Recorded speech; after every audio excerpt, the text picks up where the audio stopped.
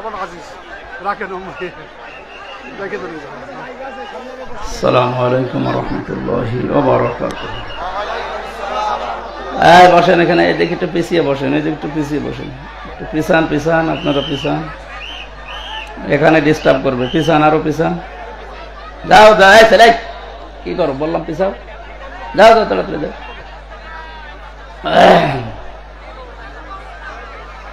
হ্যাঁ, দাঁড়িয়ে যদি থাকতে চায় দাঁড়িয়ে থাক, কথা বলবেন না, এমনি সময় কম, কথা বলবেন না। রিভাব দাও, হ্যাঁ রিভাব দাও। কেমন আছেন আপনারা?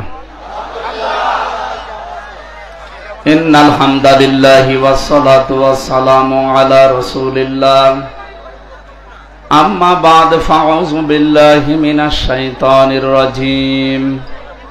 এই বললাম দাঁড়িয়ে থাকবেন, কথা বলবেন না, কথা বলা যাবে না ভাই। বিসমিল্লাহির রহমানির রহিম। ইয়া আইয়ুহাল্লাযীনা আমানু দুখুলু ফিস-সিলমি কাফা। সাদাকতা ইয়া রাব্বানা। عن أبي هريرة رضي الله تعالى عنه قال قال النبي صلى الله عليه وسلم عليكم بالجهاد في سبيل الله فإنه باب من أبواب الجنة إلى آخر الحديث رواه ابن ماجه وما زادهم إلا إيمانا وتسليما اللهم صل على। এই ফুলটা এখান থেকে সরিয়ে দেন, দেন দেন তাড়াতাড়ি করেন, পুরাটাই সরিয়ে দেন, পুরাটাই সরিয়ে দেন, দেন ওটাও সরিয়ে দেন, তাড়াতাড়ি করেন। এখানে এত নড়ে কেন? এখানে একটা কিছু দেন তো ভাই, কিছু দেওয়া যায় না?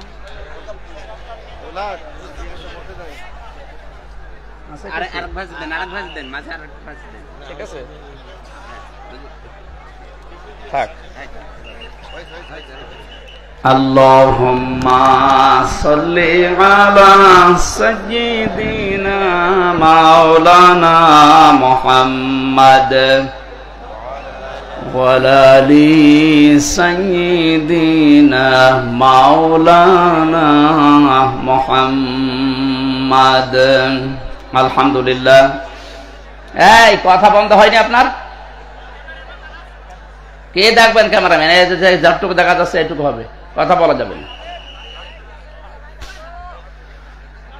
কুষ্টিয়া জেলার ইবি থানার অন্তর্গত সাউদিয়া কাশীনাথপুর মধ্যপাড়া মাঠ প্রাঙ্গণে যুব সমাজের উদ্যোগে 2 দিন ব্যাপী দ্বিতীয় বাৎসরিক ঐতিহাসিক তাফসিরুল কোরআন মাহফিলের সমাপনী রজনীর স্বনামধন্য সভাপতি, অত্র এলাকার সর্বজন শ্রদ্ধাভাজন ব্যক্তিত্ব, একামতে দিন এই আন্দোলনের সম্মানিত সদস্য জনাব হায়াত আলী বিশ্বাস, ইউনিয়ন আমির সাউদিয়া, বাংলাদেশ জামাত ইসলামী কুষ্টিয়া জেলা শাখা। আতালাল্লাহু উমরাহু ওয়া বারাকাল্লাহু ফি হায়াতি, বলেন আমিন। সম্মানিত পরিচালক জনাব জুল হক উদ্দিন, এ মাহফিলে এতক্ষণ যারা কথা বললেন, কুষ্টিয়ার কৃতি সন্তান, ইসলামিক চিন্তাবিদ, শিক্ষাবিদ, আমার বড় ভাই জনাব মাওলানা ফারুক আজম জিহাদি, আলোচনা রেখেছেন মাওলানা হুসাইন মাহফুজ চুয়াডাঙ্গা। মাহফিলের প্রধান অতিথি হিসাবে উপস্থিত থাকার কথা ছিল বাংলাদেশ জামাত ইসলামী কুষ্টিয়া জেলা শাখার সম্মানিত জেলা আমির অধ্যাপক মাওলানা আবুল হাসিম। গতকাল যারা এখানে কথা বলেছিলেন, আলেমদের হায়াতে তাজ্জেবা সিহাতে কুল্লিয়া কামনা করছি, বলেন আমিন। মঞ্চে বসা আছেন মাওলানা ওমর ফারুক, মাওলানা খালিদ হাসান সিফাহি, নাম না জানা অন্যান্য ওলামায়ে কেরাম, এ মাহফিলের বরেণ্য সদস্যবৃন্দ, সামনে বসা মুসলমান ভাইরা, পর্দার আড়ালের সম্মানিতা মা এবং বোনেরা, প্রশাসনের ভাইরা, প্রাণপ্রিয় কুষ্টিয়াবাসী, আল্লাহর দরবারে শুকরিয়া জানাচ্ছি যিনি এশার নামাজের পরপরই কোরআন কারীম শোনার জন্য মাহফিলে হাজির হওয়ার তৌফিক দিয়েছেন। এটা রাজনৈতিক মঞ্চ নয়। এখানে যারা জামাত ইসলামী করে, যারা ইসলামী ছাত্র শিবির করে, তাদের জন্য আজকের এই অনুষ্ঠান না। হাদা বায়ানুল লিন্নাস হুদাল লিন্নাস, মানুষ পদবাচ্চে যারা বিবেচিত তাদের জন্য আজকের এই অনুষ্ঠান। সে যদি হিন্দু, বৌদ্ধ, খ্রিস্টান, মাজুসি যাই হোক, মুশরিকও যদি হয়, হাত্তা ইয়াসমা কালাম আল্লাহ সুম্মা আবলিগহু মা মানা। আল্লাহ তাআলা বলেন, হে নবী, অমুসলিমরাও যদি কোরআন শুনতে আসে তাদেরকে শুনতে দেবেন এবং শোনা হয়ে গেলে নিরাপদে বাড়িতে পৌঁছিয়ে দেবেন। যদিও ফেসবুকের মাধ্যমে পলাতক কিছু আসামি এরা উস্কানি দিচ্ছে, দেশে মিথ্যা কিছু সংবাদ দিয়ে। ফেসবুকের কথা 100 ভাগ বিশ্বাস করবেন না, এটার 100 ভাগের প্রায় 98 ভাগই আমার মনে হয় মিথ্যা কথা। গতকালকে আমি ছিলাম মৌলভীবাজার, আপনাদের পাশের গ্রাম মাছপাড়ার কৃতি সন্তান। ওখানকার জেলার এসপি জনাব জাহাঙ্গীর আলম ভাই, জাহাঙ্গীর হোসেন মনে হয় না,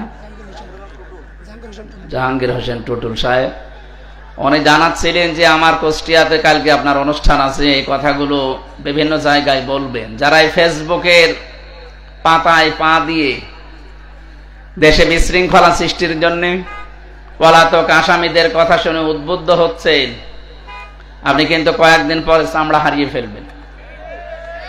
কথার অর্থ বোঝেন? বলছেন না, অর্থ বোঝেন না? এদিকে আসেন, আপনাকে ঝুড়ি কোদাল দিয়ে বোঝাচ্ছে। এত বাংলায় বলছি, তাও যদি বুঝতে না পারেন তার মানে আপনিও মনে হয় লাইনে আছেন না। আমরা যেন উস্কানিতে পা না দেই। বিশেষ করে ইসকনের বিষয়টা নিয়ে যেটা শুরু হয়েছে, যারা দেশদ্রোহী তাদের কোনো ধর্ম নেই, সে যে ধর্মের লোক হোক, দেশদ্রোহী যারা তাদের বিচার অবশ্যই করা লাগবে, নয়তো এ দেশ তো আমাদেরকে বসবাসের অযোগ্য বানিয়ে ফেলবেন। এমনি ষড়যন্ত্র চলছে, থেমে নেই। যারা এতদিন বলতো আমাদের স্বামী স্ত্রীর সম্পর্ক, তারা কি বসে আছে? সে তো না স্বামীর বাড়ি বসে আছে, আর কেউ আছে তার দোলা ভাইয়ের বাড়ি। আমরা কোথায় যাব? সুতরাং এই ষড়যন্ত্রে আমরা যেন কেউ পা না দেই। উল্টা পাল্টা নিজে বিভিন্ন জায়গায় দেখি ফোন করে, ফোন নিজে রেকর্ড করে, নিজে এডিটিং করে, নিজে আবার ওইটা ছেড়ে দেয়। এটা মানুষের ভিতরে বিভ্রান্তি তৈরি করার জন্য। আমরা এতদিন পাগল ছিলাম, পাগল আমরা ভালো হয়ে গেছি। কথা বলেন না কেন? আমরা 15.5 বছরই প্রায় পাগল ছিলাম। সে একটা গল্প শুনেছিলাম যে হাজ্জাজ বিন ইউসুফ, এই লোকটা এত জালেম ছিল, মন্ত্রী পরিষদ যে বলছে, বাদশাহ আপনার জন্য তো বাইরে যাওয়া যায় না, মানুষ শুধু জালেম বলে গালি দেয়। জালেম বলে? আমার দেশে বাস করে আমারে গালি দেয় কে গো? ছদ্মবেশ নিয়ে বাইরে গেছে, রাস্তায় একটা গ্রাম্য লোকের সাথে দেখা। ওকে জিজ্ঞাসা করছে, ওই হাজ্জাজ বিন ইউসুফ লোকটা কেমন? ওই ও তো জালেম। যে বলেছে জালেম, ওর মেজাজ খারাপ হয়ে গেছে। বলে, বেটা তুই আমারে চিনিস? না। আমি সে হাজ্জাজ বিন ইউসুফ। ও চিন্তা করছে আমার তো মাথা থাকবে না।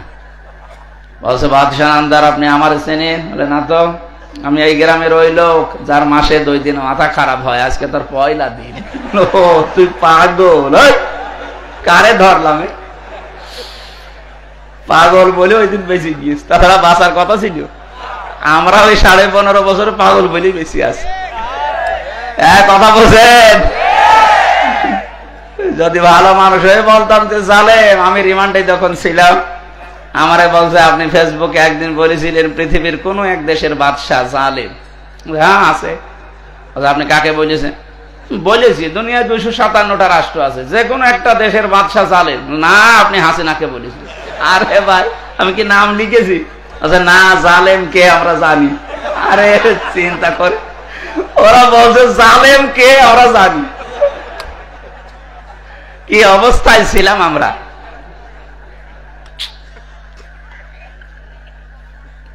আল্লাহ একটা জগদ্দল পাথর আমাদের বুকের উপর থেকে নামিয়ে দিয়েছেন। আল্লাহ তাআলা বলেন, ওয়াদানা আনকা বিজরাক আল্লাযী আনকাদা যহরাক। হে নবী, 1500 বছর আগে আপনার পিঠকে বাঁকা করে ফেলেছিল একটা বোঝা, আমি কিন্তু বোঝাটা নামিয়ে দিয়েছি। ১৫০০ বছর পর আমাদের এই বুকের ওপরও একটা পাথর চাপা দেওয়া ছিল। আমরা বাকরুদ্ধ হয়ে গিয়েছিলাম। দল মত জাতি বর্ণ ধর্ম নির্বিশেষে ধর্মের লোক পর্যন্ত তারা অসহায় ছিল। এই যে বিশ্বজিৎ, এ কি আমাদের ধর্মের মানুষ? বলেন, একটা হিন্দু মানুষ, তাকে পর্যন্ত ছাড় দেওয়া হয়নি। সে বলেছিল যে ভাই কিসের শিবির, কিসের জামাত, আমি তো মুসলমানই না। তারপরও তারা ছাড়ে নাই।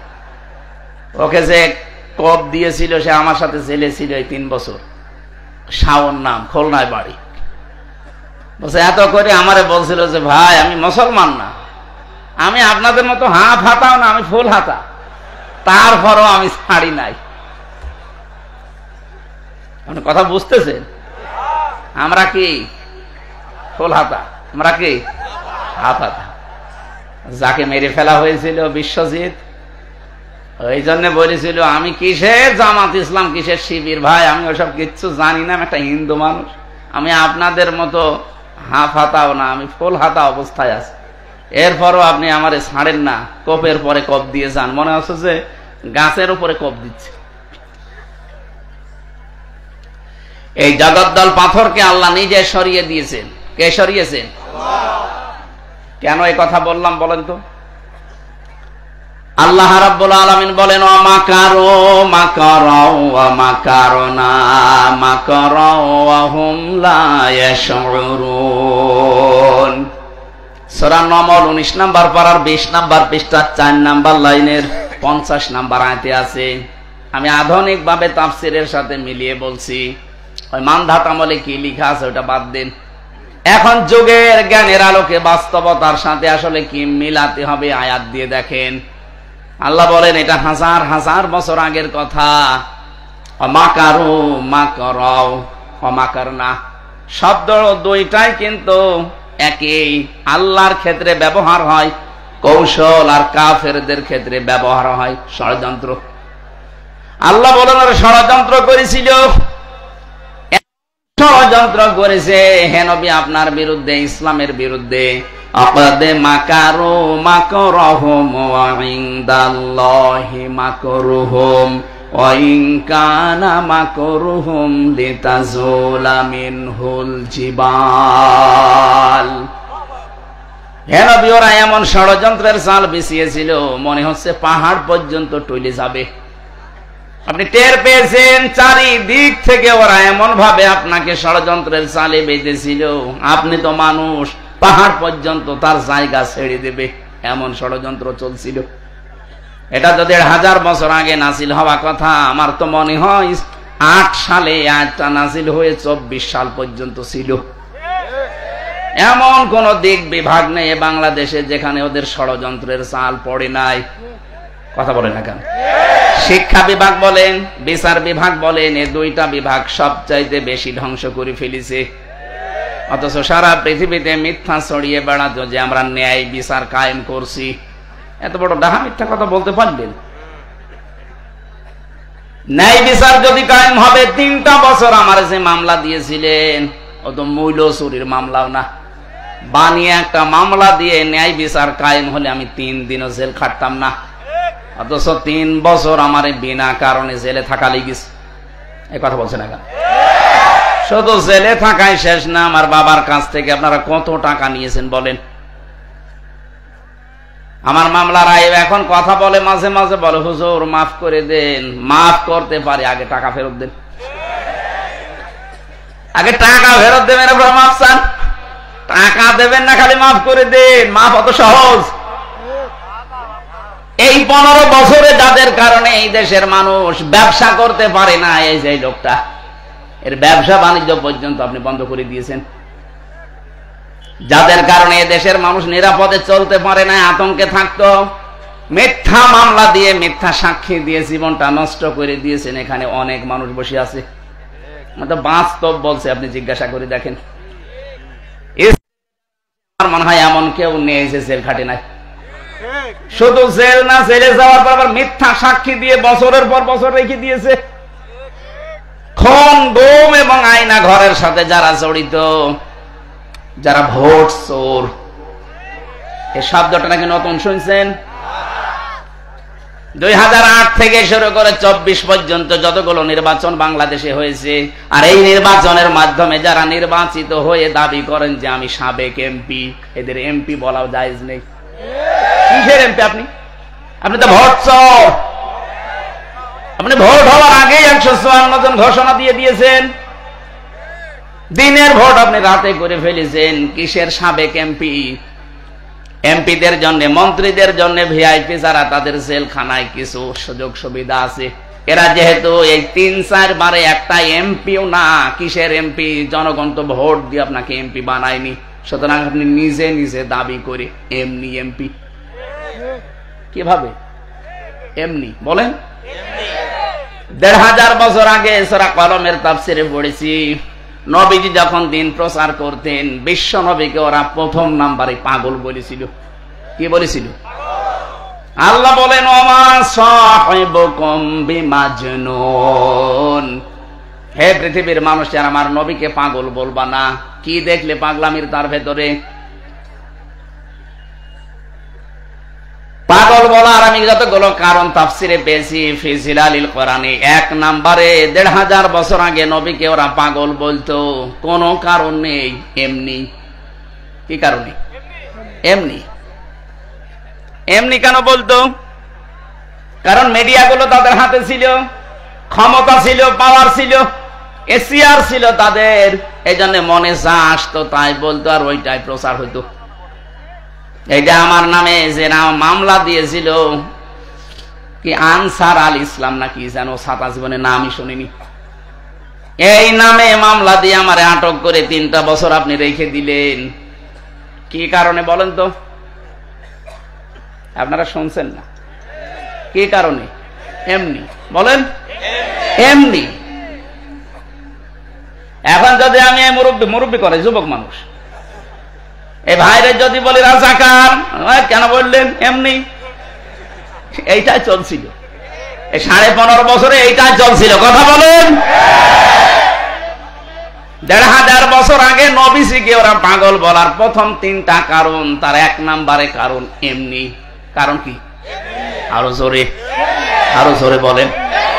ওরা যে এমপি হয়েছিল, উপজেলা চেয়ারম্যান হয়েছিল, মন্ত্রী হয়েছিল, মেয়র হয়েছিল,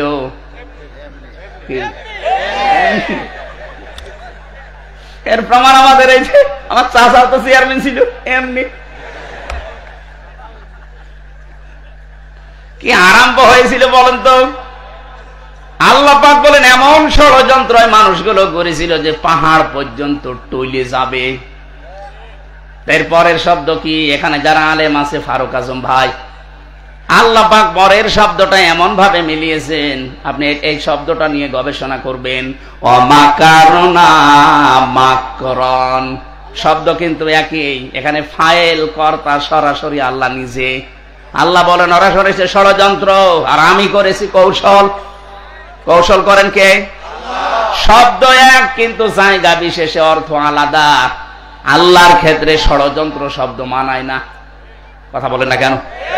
ইসলামের পক্ষে যারা দেশে কাজ করবে ওইটা জিহাদ, ওই কাজটা ইসলামের বিপক্ষে করলে ওইটা সন্ত্রাস।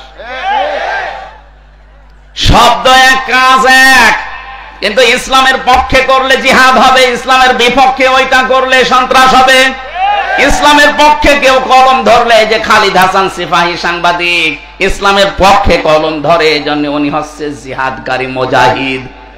কুষ্টিয়াতে বহু সাংবাদিক আছে ইসলামের বিরুদ্ধে, মানবতার বিরুদ্ধে কলম ধরে। এই কথা বলা যাবে না ভাই, একটু তাড়াতাড়ি করেন। অনুষ্ঠান একটা হলে ভালো হয়। আসলে হরিপুর কুষ্টিয়া সেই ব্রিজের পাশে আবার আছে, রাতে আরেকটা আছে। কোথায় আসছে সে? মৌলভী বাজার, নারায়ণগঞ্জ ঘুরে, এরপরে যদি আবার ডবল করা লাগে। আমি বললাম, আব্বা এটা মাগরিবের পরে নিন, আপনারা তো বাস্তবতা জানেন না। মাগরিব থেকে এসা পর্যন্ত করে আমি ঠিক একটু রেস্ট নিয়ে ওখানে যে উঠতে পারতাম। এখন টানাটানি বেঁধে যাবে না। আজকের আয়াতগুলো তো আবার শেষ করা লাগবে। এত দেরি করেন কি? ওখানে কেউ নেই?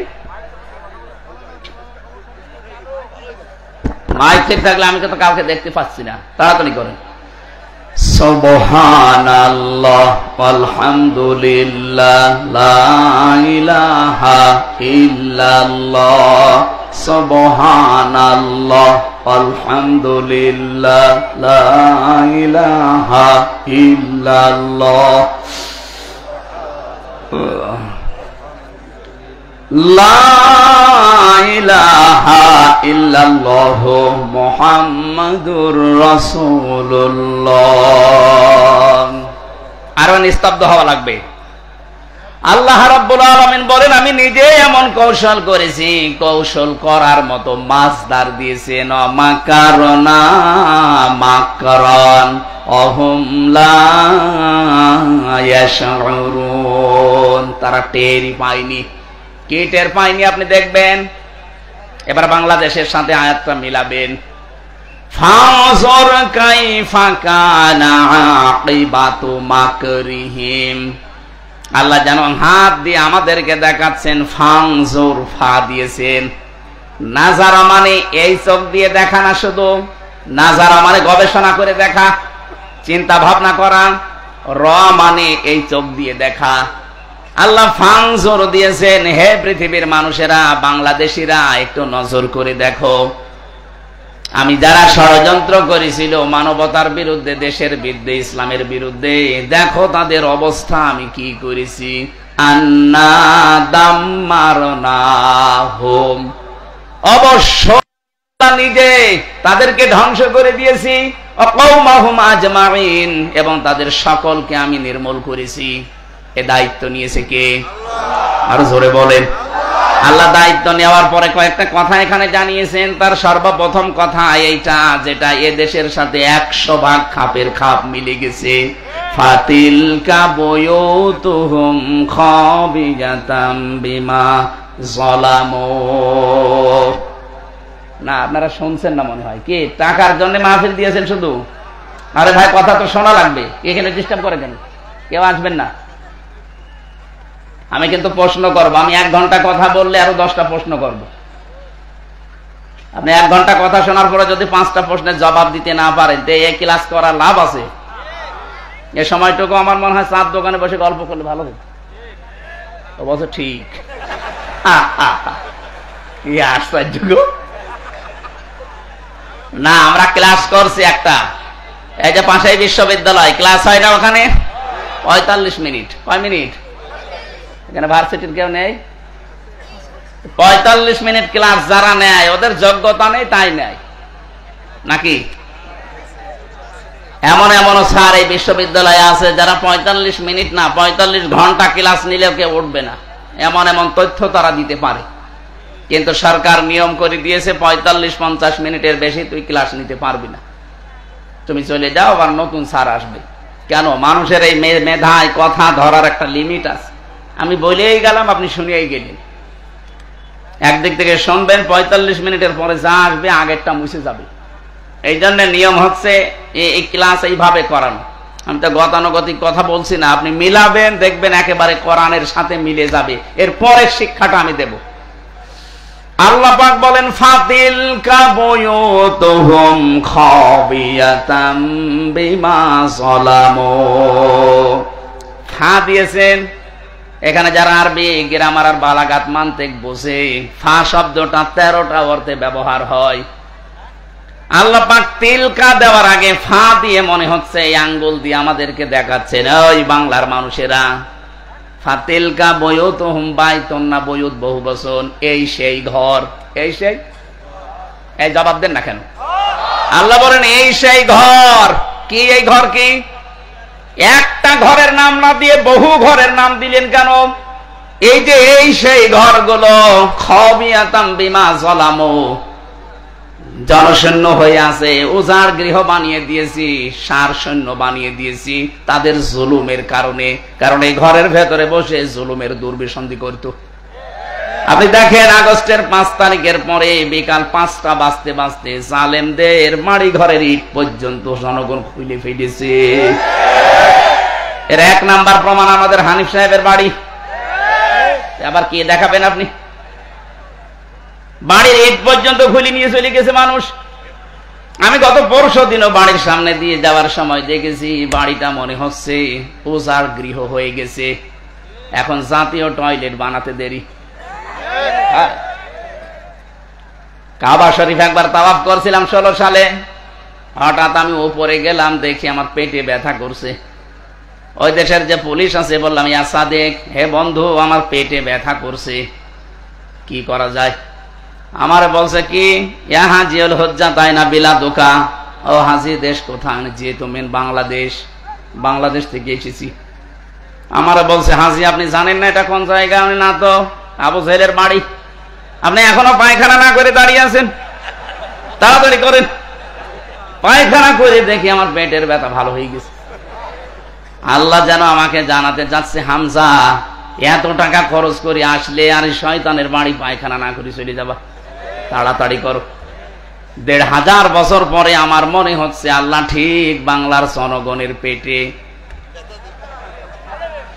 আরে জালেমদের বাড়িগুলো যেহেতু এখন সব পরিত্যক্ত হয়ে গেছে, এই 3 মাসের ব্যবধানে বাড়িগুলো এখন উজাড় গৃহ। কথা বলে না কেন? 3 দিন আগের পেপারে দেখলাম ঢাকার ওই বড় বাড়িটা, যারা আবেগ নিয়েছে চুমা খেত, 3 মাসের ব্যবধানে এখন দল বেঁধেছে টয়লেট করছে। 4-5 জন একসাথে যে 4-5 দিকে সব মুখ দিয়ে টয়লেটে বসে আছে। কি বিদ্যুতে দায়িত্বে আছে কারা? পেপারে দেখার পরে আমার ওই 16 সালের হজের এটা মিলিয়ে বাংলাদেশের এখন বিভিন্ন জালেমদের বাড়িঘর আর শিক্ষা প্রতিষ্ঠান, ওদের যে অফিস, এগুলো মিলিয়ে দেখতে পাচ্ছি আল্লাহ যেন আমাদের পেটে ব্যথা দিচ্ছে, আর জালেমদের বাড়ি ঘরগুলো ভরার জন্য। এবার আসেন তো, এখান থেকে কি পেলেন? এদিকে তাকান, কি পেলেন এখান থেকে? খালি শুনিয়ে যাবেন, আমি বলে যাব না। এখান থেকে এবার শিক্ষাগুলো বের করি।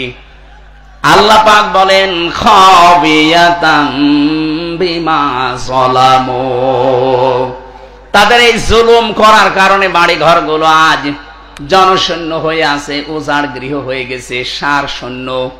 এখন ভূত বাস করে না। 3 মাসের ব্যবধানে যদি আল্লাহ এরকম করে দিতে পারে, আগামীতে যারা চেয়ারে বসবেন তারাও যদি জুলুম করেন, তাদের বাড়ি ঘর আল্লাহ উজাড় গৃহ বানিয়ে দেবে। 1 নাম্বার গেল। এরপরেও যদি কেউ শিক্ষা না নিয়ে, ও যদি মনে মনে চিন্তা ভাবনা করে, দাঁড়ান বসি আগে চেয়ারে দেখেন কি করি। কথা বলে না কেন? এই যে দাঁড়ান বসে দেখেন কি করে, এই চিন্তা ভাবনা করে জালেমরা, যাদের আল্লাহ হেদায়েত থেকে চিরবঞ্চিত করে দিয়েছে।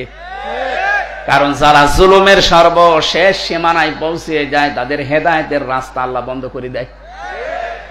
ইন্নামা নুমলি লাহুম লিয়াজদাদু ইসমা ওয়া লাহুম আযাবুম মুহিন। রব্বুল আলামিন বলেন, হে পৃথিবীর মানুষেরা, যখন তোমাদের পাপের বোঝা পরিপূর্ণ হয়ে যায়, তখন আমি আর ছাড় দেই না। হয়তো ছেড়ে দিয়েছিলাম, কিন্তু আর ছাড় দেই না। যন্ত্রণাদায়ক অপমানজনক শাস্তি তোমাদের জন্য রেডি করে রাখি। এই আয়াতটা যে কত বাস্তব তার প্রমাণ বাংলাদেশের এই বিচারপতি কালামানিক। সুপ্রিম কোর্টের একজন বিচারপতি, তার আল্লাহ কলার পাতা শুইয়েছে, তার বিসি পর্যন্ত উড়ে গেছে, সংসার করার কাজ শেষ। কথা বলছেন এখন? আর কি দেখাবে আল্লাহ মহিন? আর কি দেখাবে? এত বড় অপমানজনক শাস্তি আল্লাহ দিয়েছে। আমার মনে হয় যদি এখন জেল থেকে বের হয়ে এই সাউদিয়ার রাস্তায় হেঁটে যায়, এই বাচ্চারা পিটিয়ে মেরে ফেলবে। আর আমার মনে মনে ধারণা হচ্ছিল 2024 সালের 5 আগস্টে 1:30টার সময় উনি যে হেলিকপ্টারে করে চলে যাচ্ছিলেন, যদি আল্লাহ না করুক পড়ে যেতেন, জনগণের সামনে পড়লে পিটিয়ে মেরে ফেলতো। কথা বলেন না কেন? কি ক্ষোভ তৈরি হয়েছিল মানুষের উপরে বলেন। এই আয়াতের শেষের শব্দ এটা, ইন্না ফি যালিকা লাআয়াতাল লিকাউমিন ইয়ালামুন। এখানে লাম তাকিদ আছে, ইন্না ফি যালিকা লাআয়াতাল লিকাউমিন ইয়ালামুন। এর ভেতরে শিক্ষা আছে ওই জাতির জন্য যারা জ্ঞানী, শুধু শিক্ষা না, লায়াতান, অবশ্যই শিক্ষা। কে বলছেন? বলেন বলেন। সূরা নমলের 50, 51, 52 নম্বর আয়াত। আল্লাহ এর পরে এবার একটা সুসংবাদ দিচ্ছেন, ওয়াজাইনাল্লাযীনা আমানু ওয়া কানু ইয়াত্তাকুন।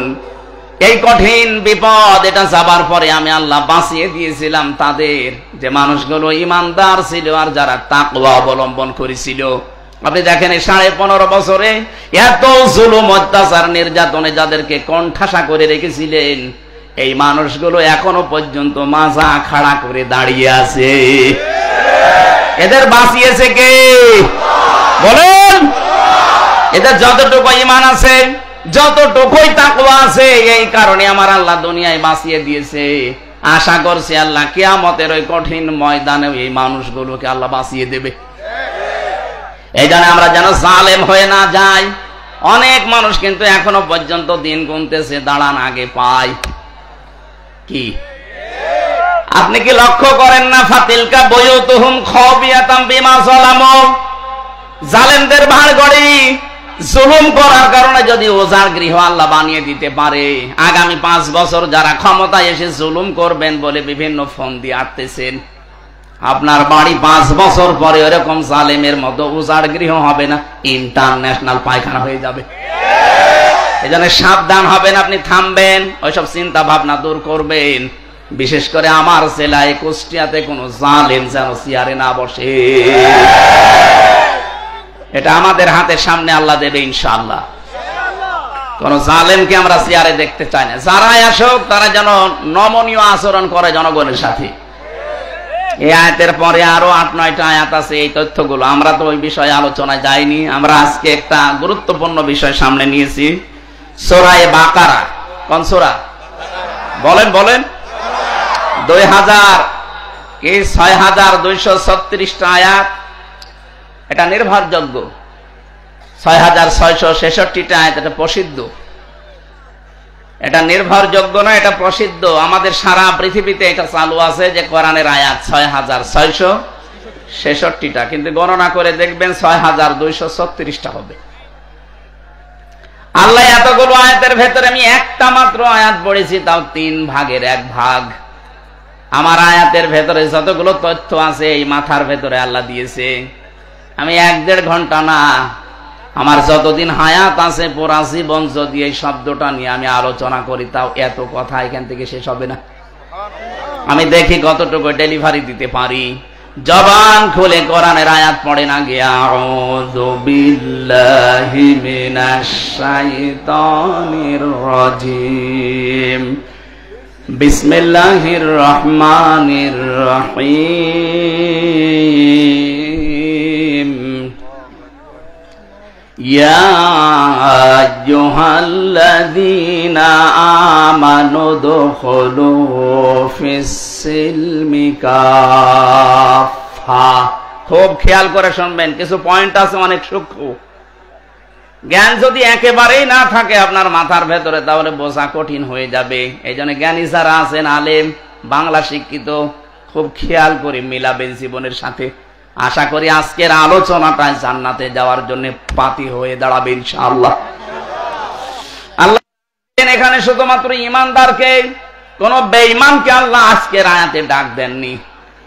এই জন্য কোন বেঈমান যদি থাকেন চলে যান, ওই যে চলে যাস, তাড়াতাড়ি যান। না, বেঈমানের জন্য আজকের আয়াত না, ওরা তাড়াতাড়ি বের করে দিন। যান, যেটা উঠবে মনে করবেন ওটা বেঈমান না। শুধু প্রসাব, পায়খানা আর বিড়ি খাওয়া বাদ দিয়ে কেউ যেতে পারবেন না। বিড়ি যদি নেশা লাগে খুব বেশি, খেয়ে আবার চলে আসবেন। আবার বাইরে কিন্তু পুলিশ আছে, পুলিশের সামনে পড়লে আবার জরিমানা নেবে। চুরি করে খেয়ে আবার চলে আসবেন। আসবেন তো হোসেন ইনশাল্লাহ। এটা হাত নষ্ট হয়ে যায়, কলিজা নষ্ট হয়ে যায়। যারা বিড়ি খান আশা করছি এটা ছেড়ে দেবেন। উপকার কোনটা আছে বিড়ির ভেতরে? বলেন যে এইটা উপকার আছে। পৃথিবীতে একটাই খাবার যার গায়ে লেখা থাকে যে এটা খেলেই ক্ষতি হয়। কথা বলেন না কেন? ওখানে লেখা আছে খাইলেই মরবেন, মানে ক্যান্সার হবে, ক্যান্সারের কোনো অ্যান্সার নেই, মানে খাইলেই মরবেন। যেন আমরা যেন এই কাজ আর না করি বলে অন্য জিনিস খান। বিড়ি বাদ দিয়ে আমার মনে হয় সিগারেট খাওয়া ভালো। দুইটাই ওটা একটু উন্নত, এটা একটু নরমাল। আমি তো আকিস গ্রুপে ছিলাম, আমি দেখেছি ওদের ওই রংপুরে কারখানা আছে, কুড়িগ্রামে আছে, যশোরে আছে, কিভাবে বানায় আমি দেখেছি। ছাগলে পর্যন্ত মুখ দেয় না, যেটা ছাগল খায় না সেটাই পাগলরা খায়। আশা করছে পাগলামি আর করা যাবে না। আমি আকিসের মালিককে বলেছিলাম, স্যার এক কাজ করেন, বিড়ির ছাতা বাদ দিয়ে অন্য কিছু বানান। হুজুর আমি ছেড়ে দেবো। উনি অলরেডি ওটা বাদ দিয়ে আমেরিকা টোবাকোর কাছে, কুষ্টিয়া তো মনে হয় বানায়, ভাদালিয়ার পাশে। এটা অলরেডি ওনার তো একটা দুইটা না, 3টা মা 15টা ভাই বোন, এতগুলো আবার এক জায়গায় হওয়া লাগবে তো। এই জন্য একক সিদ্ধান্তে ওনারা পারে না, চেষ্টা চালাচ্ছে ওগুলো সব বাদ দিয়ে খাবার তৈরি করার জন্য, মানুষের যেন উপকার হয়। আল্লাহ তাদেরকে যেন তৌফিক দেয়, অন্তত আকিস বিড়ি, আজিজ বিড়ি এগুলো যেন আস্তে আস্তে দূর হয়ে যায় দেশ থেকে। হারামের ভেতরে কোনো বরকত নেই। প্রশ্ন আসতে পারে, তাহলে ওদের বরকত হচ্ছে কি করে? আরে ভাই, বরকত কি ওইটার নাম? বরকত কি আমরা আয়াতের 5 নাম্বার পয়েন্টে আছে, বলবো ইনশাআল্লাহ। তাহলে ইমানদারকে আল্লাহ ডাক দিয়েছেন। আমার প্রশ্ন যে আমার ভেতরে ইমান আছে, আমি এটাকে কিভাবে টের পাবো? বড় এরকম হায়াত আলী সাহেবের মতো দাড়ি থাকবে নাকি এরকম টুপি মাথায় দেওয়া থাকবে যে বিশাল ইমানদার? না। নবীজিকে সাহাবী প্রশ্ন করলেন, হে নবী, আমার ইমান আছে, আমি কিভাবে টের পাবো? বিশ্ব নবী বললেন, ইযা সাররাতকা হাসানাতুকা ওয়া সাআতকা সাজ্জিআতুকা ফাআনতা মুমিন। যখন তোমার ভালো কাজগুলো তোমাকে আনন্দ দেবে, আর অন্যায় কাজ করলে ভেতর থেকে একটা বাধা আসবে, ব্যারিকেড আসবে, তখন বুঝবা তোমার ইমান আছে। বাংলাদেশে ভালো কাজ সবার কাছে ভালো লাগে, বলেন? অন্যায় কাজ সবার কাছে অন্যায় লেগেছিল, অন্যায় জানার পর অনেকে আরো আনন্দে বাধা দিয়েছে। কুষ্টিয়ার আশপাশে প্রায় 12-13টা জেলায় আমাকে ঢুকতেই দেয়নি, অথচ এ জেলার মানুষ আমি। যারা দেয়নি তারাও বাইরের না, তারাও এই জেলার মানুষ। কোথায় আছে না, আজ পালিয়েছেন কেন? আমাকে জোর জবরদস্তি করে না রেখেছিলেন, আপনাকে তো জোর করে আমরা পালাতে বলিনি। কোথায় গিয়েছেন? কোন ভালো মানুষ দুনিয়া থেকে পালায় না, পালায় শুধু অপরাধীরা। বোঝা যাচ্ছে আপনি অপরাধী। এই যে ভালো কাজগুলো আপনি বন্ধ করে দিয়েছিলেন এই দেশে, কথা বলা এটা যে ভালো কাজ, ও পাগলও জানে। এই কথা বলে না কেন? কয়েকদিন আগে যশোরের সরকারি কলেজের এক অধ্যাপক, বিসিএস ক্যাডার লোকটা, ওনারা আমি 3 মাস সময় দিয়েছিলাম যে স্যার আপনি আমাদের ধর্মীয় গ্রন্থ, আপনি তো হিন্দু মানুষ, কোরআনে কারিমটা পুরা আমাকে পড়ে জানাবেন। আপনাকে আমি ইসলাম গ্রহণ করতে বলছি না, কিন্তু আমার ধর্মীয় গ্রন্থ পড়বেন। মানে তাফসির কিনে পড়েছিলেন পুরাটা। 3 মাস পরে দেখলাম মুসলমান হয়ে গেছে। আমরা তো কোরআনের কারণে মানুষদেরকে দিনের পথ দেখাতাম, আর আপনারা ভালো ভালো কাজগুলো যেদিন হবে সেই দিন পুলিশ দিয়ে বন্ধ করে দিতেন। আমার নিজের এই যে পাশে পাঠিকা বাড়ি, আমার ইউনিয়ন, আমার উঠতে দেয়নি স্টেজে। কেন? আমি কি আপনার মেয়ের দিকে তাকিয়েছিলাম? আর আপনার যে মেয়ে, ওকে তাকানোর মতো? বলেন ওই মেয়ের দিকে তাকানো যায়? কোন নজরে আমি তাকাবো?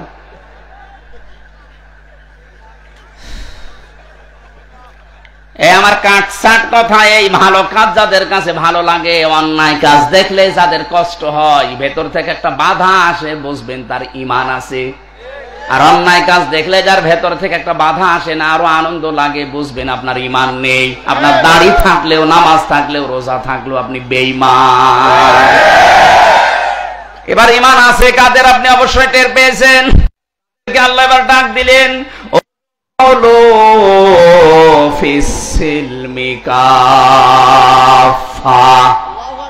আল্লাহ পাক বলেন তোমরা পরিপূর্ণভাবে ইসলামে প্রবেশ করো। এবার আমি আলেমদেরকে বলছি, আখানে আল্লাহ এখানে সিলমন দিয়েছেন, সিনের নিচে জের দিয়ে সিলমনের বাংলা অর্থ হয় ইসলাম, আর সিনের উপরে জবর দিয়ে বাংলা অর্থ হয় শান্তি। আল্লাহ পাক এখানে কিন্তু ডাক দেননি ইমানদারেরা শান্তিতে প্রবেশ করো, কিসে বলেছেন? ইসলামে। বলেন ইসলামে প্রবেশ করো। এখন আমার প্রশ্ন হচ্ছে, আমি যে ইসলামে আল্লাহর কথা মতো প্রবেশ করব, এটা কি আংশিক না পূর্ণাঙ্গ? আরো জোরে বলেন। পূর্ণাঙ্গ যে ইসলামে প্রবেশ করলেন, কোথায় পেলেন?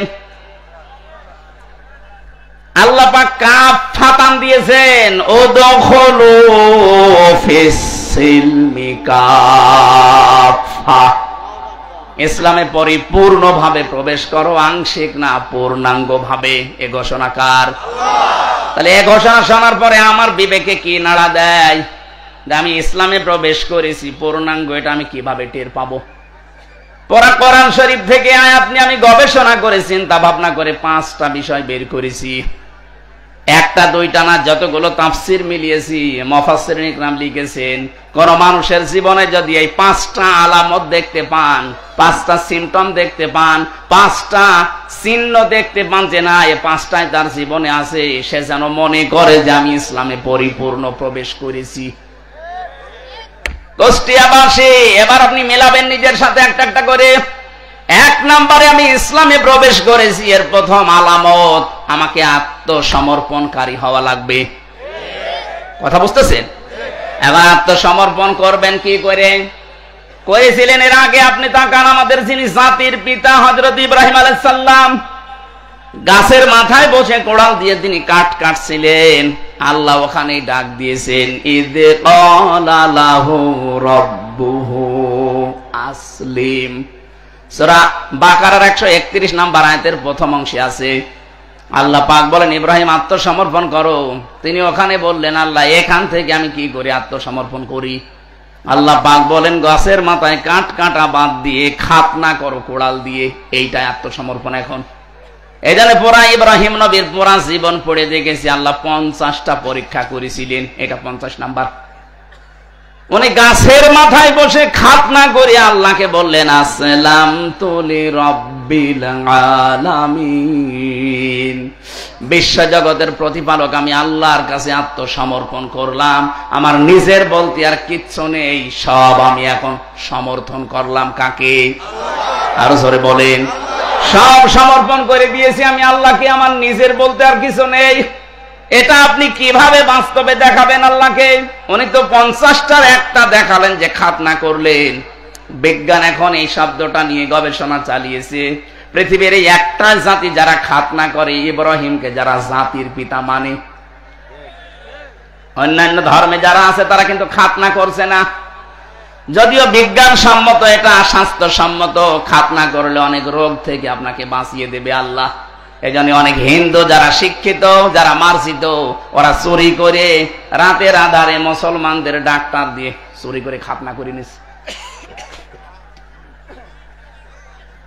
আমরা যদি অনেকে মনে করি খাতনা করা মানেই মুসলমানি, না, এটা ইব্রাহিম নবীর একটা সুন্নাহ, একটা আদর্শ, একটা রীতিনীতি। ওনাকে যে আল্লাহ 50টা পরীক্ষা করেছিলেন, 50টা পরীক্ষায় তিনি উত্তীর্ণ হয়েছেন। 50 নাম্বার পরীক্ষা ছিল এই খাতনা করা। আমরা যারা জাতির পিতা ইব্রাহিমকে মানি, তারা এই খাতনা করি কিনা? আরো জোরে বলেন। যারা জাতির পিতা ইব্রাহিম নবীকে মানেন না, অন্য কাউকে মানেন, তাদের আর খাতনা করার দরকার নেই, তারা থাকবেন ফুল হাতা। কথা বলছেন এখানে? যার আদর্শ আপনি তাকেই মানেন না, আপনারও কাটার দরকার কি? আশা করছে আমার আর নিচে নামা লাগবে না। এই কথা বলুন। এটা নিয়ে ভাগাভাগি করা বন্ধ করে দেন। জাতির পিতা একজন, আল্লাহর ঘোষণা দেওয়া, তার নাম। আরো জোরে বলুন। মিল্লাতা বিকুম ইব্রাহিম হুয়া সাম্মাকুমুল মুসলিমিন। এই যে হুয়া আছে, হুয়ার ফাইল কর্তা সরাসরি হযরত ইব্রাহিম আলাইহিস সালাম। কোন কোন তাফসিরে আল্লাহর নামও আছে, কিন্তু তিনি আমাদের জাতির পিতা, এই কারণে আমাদের নাম রেখেছেন মুসলিম। নাম কি? এখানে আমি সহ যারা বাবা আছি, বাবাদের এখানে 11টা দায়িত্ব এসে যায়। বাবা আছেন কারা? হাত তোলেন তো। আন্দাজ হাত তুলেন না, আমি কিন্তু 11টা জিজ্ঞাসা করবো, আন্দাজে বাবা হওয়া। বাবা হলে আপনাকে 11টা কাজ করা লাগে। প্রথম নাম্বারে তার অর্থবোধক একটা নাম রাখবেন।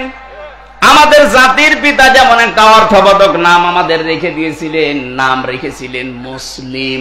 নাম কি? কি সুন্দর নাম দেখেন তো, আত্মসমর্পণকারী।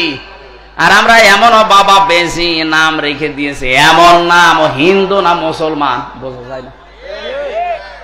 এরকম নাম দেশে নেই, আমরা নাই নিলাম। আপনি কেন এমন নাম রাখবেন যেটা হিন্দু না মুসলমান বোঝা যায় না? আপনি তো মুসলিম জাতির পিতা ইব্রাহিমের সন্তান, এমন একটা নাম রাখবেন যে নামের ভেতরে আমার আল্লাহর পরিচয় পাওয়া যায়। কি সুন্দর একটা অর্থবোধক নাম আমাদের পিতা দিলেন। দেখেন, হুয়া সাম্মাকুমুল, এখানে আলেম নেই, জবান খুলে কোরআনের আয়াত পড়েন না কেন? হুয়া সাম্মাকুমুল মুসলিমিন। আমাদের পিতা এবার কি করলেন? আত্মসমর্পণ। এবার তাকাবেন আপনি একটা একটা করে, আমি বলছি। আপনি যে ইসলামে প্রবেশ করেছেন তার প্রথম আলামত এইটা, আপনি দেখবেন আপনার জীবনে মেলে কিনা। খুব সূক্ষ্ম বিষয়টা। অবশ্যা বিহা ইব্রাহিম বানিহি ওয়া ইয়াকুব ইয়া বানিয়া ইন্নাল্লাহা আসতাফা লাকুমুদ্দিন ইলা আখির আয়াত। সূরা বাকারার 132 নম্বর আয়াতের প্রথম অংশে আছে, আল্লাহ পাক বলেন তোমাদের জাতির পিতা ইব্রাহিম এবং ইয়াকুব তার সন্তানদেরকে ইন্তেকালের আগে এই ওসিয়তগুলো করেছিল, হে আমার আদরের সন্তানেরা, অবশ্যই আল্লাহ, এই ভালো করে, হে আমার আদরের সন্তানেরা, অবশ্যই আল্লাহ ইন্নাল্লাহা আসতাফা লাকুমুদ্দিন, তোমাদের জন্য মনোনীত করেছেন, নির্বাচিত করেছেন, চয়ন করেছেন, চুজ করেছেন একটা দিনকে। কাকে? এ পর্যন্ত যদি না বোঝেন পরের শব্দ বুঝবেন না। তোমাদের জন্য আল্লাহ নির্বাচিত করেছেন, পছন্দ করেছেন একটা দিনকে। কাকে? কে দিন? এই রাতের পরে যে দিন আসবে ওই দিন না। দিন এখন সারা পৃথিবীতে চলছে 4,500 দিন। দিন মানে যদি ধর্ম মনে করেন, 4,500 ধর্মের লোক এই দুনিয়ায় এখন আছে। 257টা রাষ্ট্রের ভেতরে চলছে এটা। 257টা রাষ্ট্র আছে।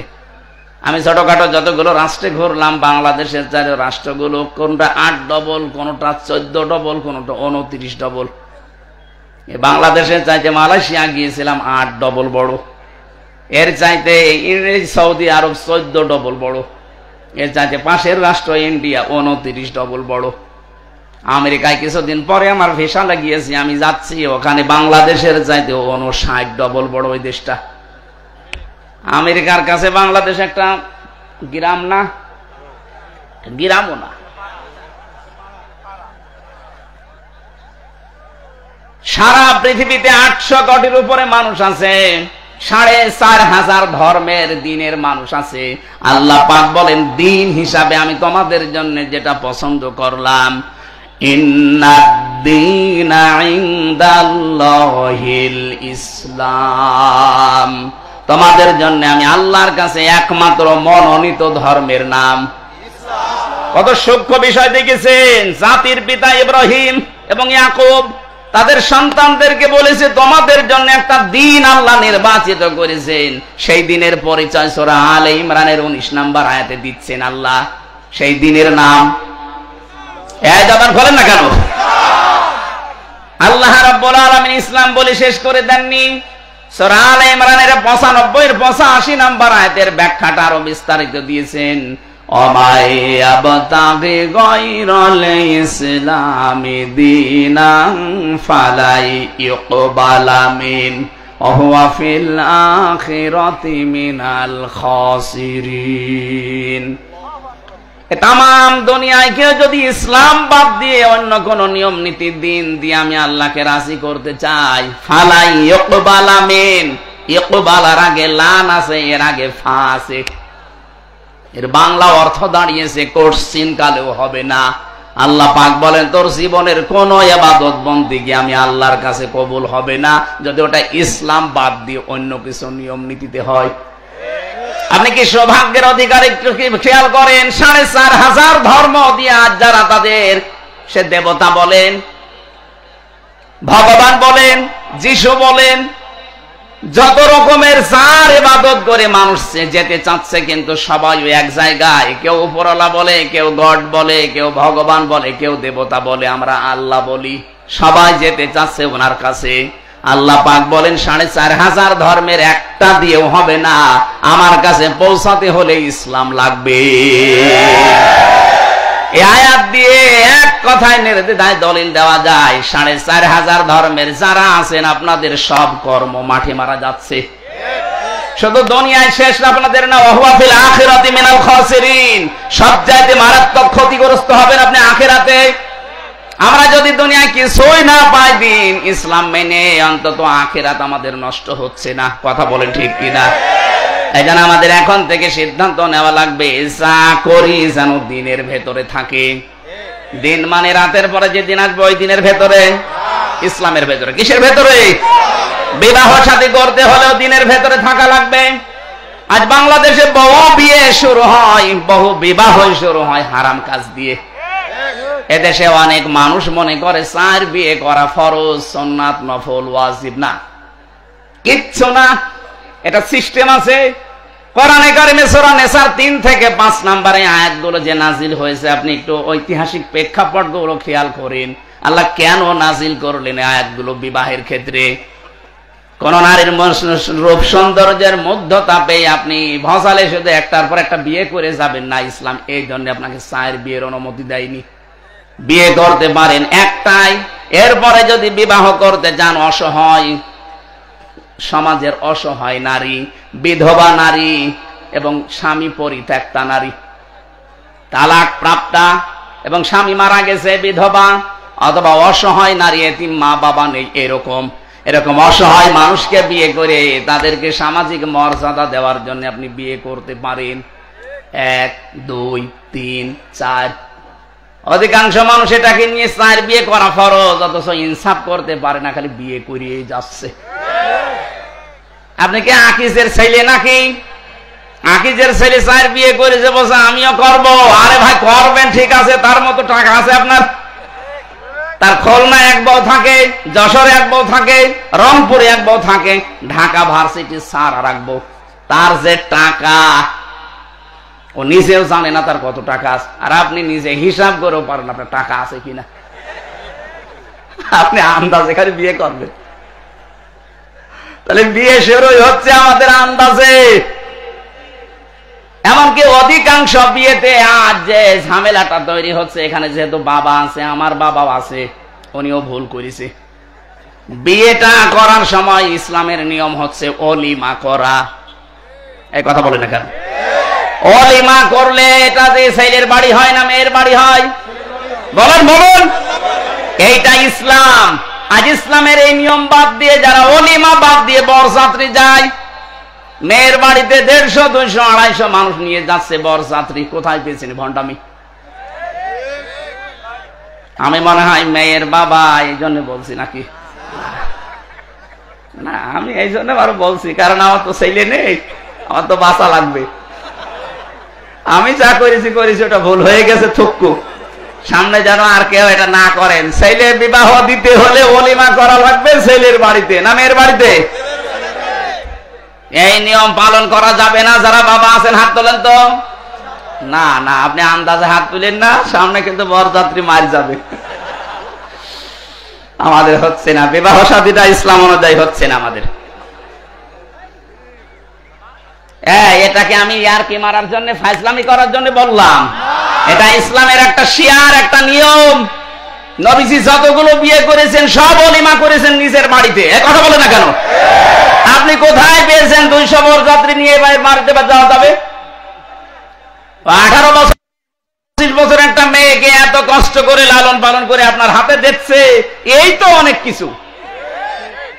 ১৮ বছর ২০ বছর যে শ্রম দিলে ওই মেয়ের মা বাবা, ওই মেয়ের কাছ থেকে মা বাবার কোনো লাভ নেই, যত লাভ সব আপনার পরিবারে।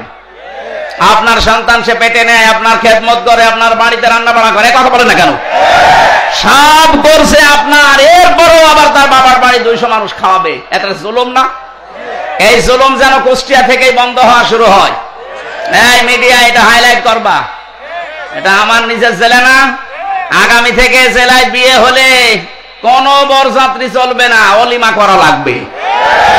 বরযাত্রী যারা আসতে যাবে এটা ছোট লোক, তো বলেন বরযাত্রী বন্ধ করবেন কারা কারা? হাত তোলেন তো।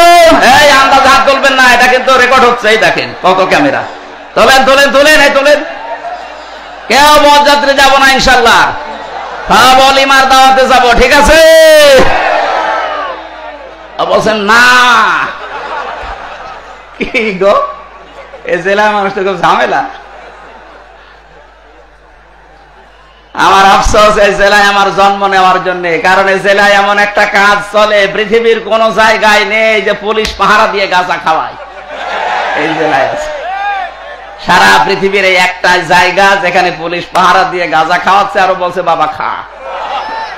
আর একটা জায়গা আছে বগুড়া মহাস্থানগড়, ওখানে এরকম না, পুলিশ দেখলে তারা একটু দৌড় মড়ি দেয়, আর এখানে পুলিশ দেখলাম পাহারা দিয়ে খাওয়াচ্ছে, যা খাবি খা। সারা বাংলাদেশে গাঁজা কোড়ালে চাই কয় মন হবে, তার চাইতে বেশি মন গাঁজা পাওয়া যাবে লালনের মাজারে। কোন কারণে এখানে যান বলেন তো? এখানে গেলে মানুষ শিরিক করে, বেদাত করে, ঈমান হারায়। এক কথা বলেন না কেন?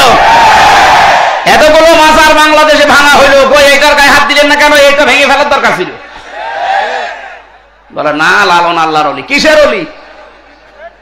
ও কোন ধর্মের লোক ও নিজেও জানে না। আর ওর ওখানে যে শিরিক হচ্ছে, কবরে মানুষ সেজদা দিচ্ছে, এই প্রকাশ্য গণাগুলো যদি বন্ধ করতে পারতাম, এই জেলার উপরে আল্লাহর রহমত আরো বেশি নাজিল হইত। ঠিক বললেন, বুঝে শুনে বলেছেন না? আমি এবার বলছি, সূরা আলে ইমরানের 93 নাম্বার আয়াতটা পড়বেন বাড়ি যেয়ে। অমাং দাখালাহু কানা আমিনা। আমি সবাইকে বলছি, এটা খুব দরকার।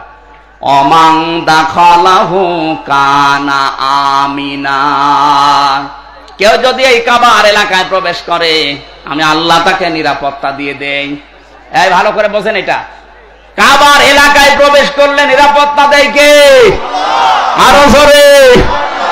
বাংলাদেশ কি কাবা শরীফ? এটা কাবা থেকে 6000 কিলোমিটার দূরে। কাবার এলাকায় কেউ প্রবেশ করলে যদি বাবার খনিও হয়, তারপরও তাকে কিছু বলে না, দেখে বলে ঠিক আছে যান, ছেড়ে দিলাম। কাবার এলাকার বাইরে চলেন, আপনাকে আমি দেখছি। কি নিরাপত্তা দিয়ে আল্লাহ ঢেকে রেখেছেন কাবার চত্বরটা। আমরা চাই বাংলার এই 56,000 মাইলও যেন, বর্গ মাইল যেন কাবার চত্বরের মতো নিরাপত্তা দিয়ে ঢেকে যায়। এটা ঢেকে দিতে হলে কি করা লাগবে? সূরা আনআম 7 নাম্বার পারা 17 নাম্বার পৃষ্ঠার 1ম নাম্বার লাইনের 82 নাম্বার আয়াতে আল্লাহ তথ্য দিয়েছেন, আল্লাযীনা আমানু ওয়া লাম ইয়ালবিসু ঈমানাহুম বিযুলমিন উলাইকা লাহুমুল আমনু ওয়া হুম মুহতাদুন। আল্লাহ পাক বলেন, যারা ঈমান আনবে আর ঈমানের সাথে জুলুমকে মিশ্রণ করবে না। এখানে জুলুম মানে শিরিক। যাদের ঈমানের সাথে তারা শিরিককে মিশ্রণ করবে না, উলাইকা লাহুমুল আমনু। এই যে এই আঙ্গুল, আল্লাহ যেন তার কুদরতের আঙ্গুল এভাবে কুষ্টিয়াবাসীকে দেখিয়ে বলছে, এই সাউদিয়ার মানুষগুলো শোনো, উলাইকা লাহুমুল আমনু, এই মানুষগুলোই নিরাপত্তার হকদার।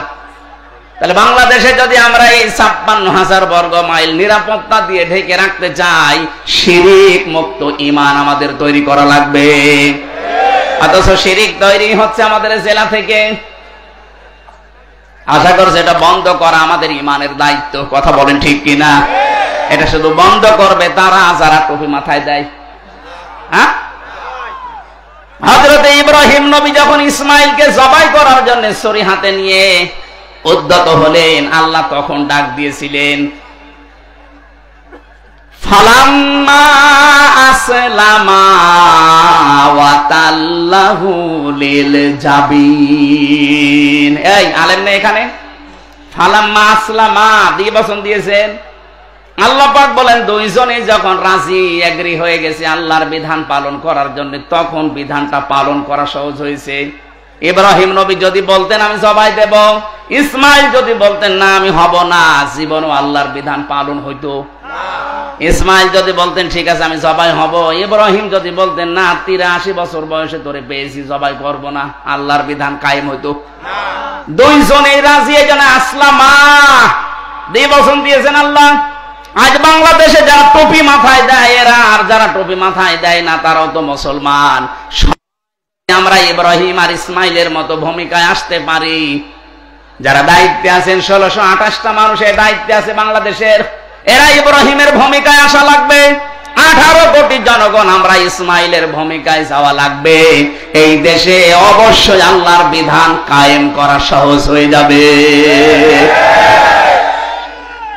আমরা এই দেশকে কাবার চত্বরের মতো নিরাপত্তা দিতে চাই। কথা বলেন না কেন? তাহলে আমি যে শব্দটা নিয়েছিলাম দিন হিসাবে, যারা ইসলাম বাদ দিয়ে বিয়ে করছেন বিয়ে হচ্ছে না, আজকে থেকে বরযাত্রী বন্ধ, অলিমা শুরু ইনশাআল্লাহ। এই জেলা থেকে শুরু হবে। মেয়েরা যারা এসেছেন সম্মানিতা মা বোনেরা, আপনি যদি আত্মসমর্পণ করে ইসলামে প্রবেশ করতে চান 4টা কাজ আপনার জীবনে থাকা লাগবে। ইদা নাযারা ইলাইহা সাররাতুহু, স্বামী যখন বাইরে থেকে এসে আপনার দিকে তাকাবে স্বামীকে আপনি আনন্দ দেবেন। কিন্তু অধিকাংশ মেয়েরা এটা আজ করে না, এই জন্য অনেক স্বামী বাইরে লাইন করে।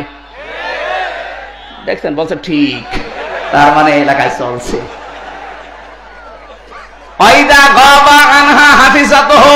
যখন স্বামী বাইরে যাবে নিজেকে হেফাজতে রাখবেন, নিজের ইজ্জত আবরু সম্ভ্রম, স্বামীর সন্তান স্বামীর সম্পদ এগুলো হেফাজত করে রাখবেন। এটা আত্মসমর্পণকারী নারী এর গুণাগুণ। 3 নম্বরে আলা দীনি যাওজাতিহা, স্বামী যখন বাইরে থাকবে খেদিনের কাজে হোক, ইসলামের কাজে হোক, মানবতার সেবায় হোক, স্বামী যখন বাইরে থাকবে তাকে সাহায্য করবেন, আরো সময় দেবেন, তাকে উদ্বুদ্ধ করবেন, ছাড় দেবেন না আপনি আরো তার প্রতিবন্ধকতা সৃষ্টি করেন। কি করে বেড়াও তুমি? কি করার মানে আপনার স্বামী মানবতার সেবা করে, ইসলামের কাজ করে, এই কথা বলছেন এখানে। আপনি শুধু নামাজ পড়ে রোজা রেখে কালো বোরকা পরে নেককার হতে পারবেন না। স্বামীকে দিনের কাছে আপনাকে ছাড় দেওয়া লাগবে। কুষ্টিয়ার মেয়েদেরকে বিশেষ করে বউ যারা আছেন তারা স্বামীকে ছাড় দেবেন, উদ্বুদ্ধ করবেন দিনের কাজে। 4 নম্বরে স্বামী যদি আদেশ করে ওটা যদি জায়েজ হয়, জীবন থাকতে আপনাকে মানা লাগবে। আমি স্বামী, যত স্বামী এখানে বসে আছি আমরা, প্রতিটি স্বামী আমরা চাই বিয়ের পরে আমাদের মা বাবা আমাদের সাথে থাকবে। কথা বলে না কেন? এটা আমরা পছন্দ করি কিনা?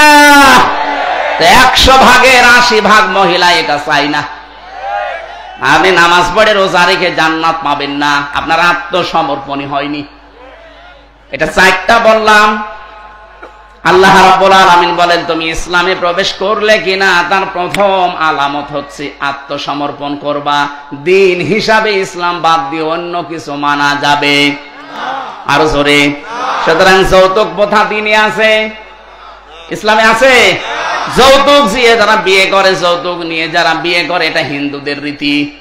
এটা গায়ে হলুদ দেওয়া এটা হিন্দুদের রীতি। এক কথা বলে না কেন? আশা করছি দিনের বাইরে যেটা আল্লাহ মনোনীত করেছেন এর বাইরে আমাদের যাওয়া যাবে না। ফালা তামুতুন্না ইল্লা ওয়া আনতুম মুসলিমুন। রব্বুল আলামিন বলেন ইব্রাহিম নবী সন্তানদেরকে বলেছিল ছেলেরা যাই করো মুসলমান না হয়ে মরো না, কারণ মুসলমান না হয়ে কবরে গেলে কবর তোমাকে কিন্তু ছাড়বে না। কথা বলেন ঠিক কিনা? আমরা যাই করি আত্মসমর্পণ করব, আর মুসলমান না হয়ে কবরে আমরা যাব না ইনশাআল্লাহ। 2 নম্বরে আমি পেয়েছি ইখলাস অর্জন করা লাগবে। 3 নম্বরে আকীদা শুদ্ধ করা লাগবে। 4 নম্বরে উন্নত চরিত্র অর্জন করা লাগবে। 5 নম্বরে লেনদেনে স্বচ্ছ থাকা লাগবে। এটা বাংলাদেশে একেবারে দূর হয়ে যাচ্ছে। দেখতে মনে হয় আকাশ থেকে পালিয়ে এসেছে, খুব ভালো মানুষ, কিন্তু লেনদেন করে দেখবেন ওর মতো হারামি আর নেই। দোকানে বাকি যদি খায় দোকানের সামনে দিয়া যায় না, অন্য রাস্তা দিয়ে যায় না। আপনি ইসলামে প্রবেশ এখনো পরিপূর্ণ করেননি।